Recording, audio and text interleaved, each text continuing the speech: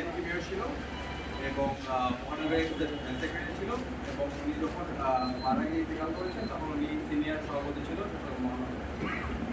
এছাড়া আমার আরেকটা পরিচয় হচ্ছে আমি একটি ব্যারিস্টার, আমার সিনিয়র ছিল যে ব্যারিস্টার মধুর সাহেব, স্যারকে আল্লাহ আমি মধুর স্যারের থেকে আজকে যাই এখানে আসি গঠন করে আপনার ক্ষমতা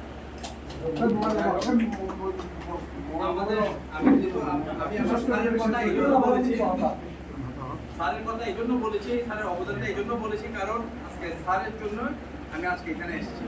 তেমনি যারা মুক্তিযুদ্ধ করেছে, যারা প্রাণ দিয়েছে, তাদের অবদানের জন্য আমরা একটা সুন্দর বাংলাদেশ পেয়েছি। এই জন্য প্রথমে আমি শ্রদ্ধা করি, স্মরণ করছি মেজর জিয়া রহমান সাহেবকে, যে আমাদের দেশ থেকে সেদিন ঘোষণা দিয়েছিল। এই সময় উপস্থিত আজকে আমাদের চেয়ারম্যান জনাব মহিউদ্দিন সাহেব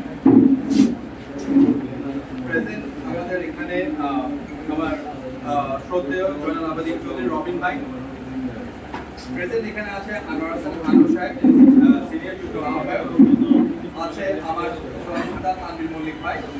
আমি সবাইকে ভাই বলছি এখানে কারণ পলিটিক্সে সবাই ভাই, আপনারা ভাই রাখছি। হ্যাঁ,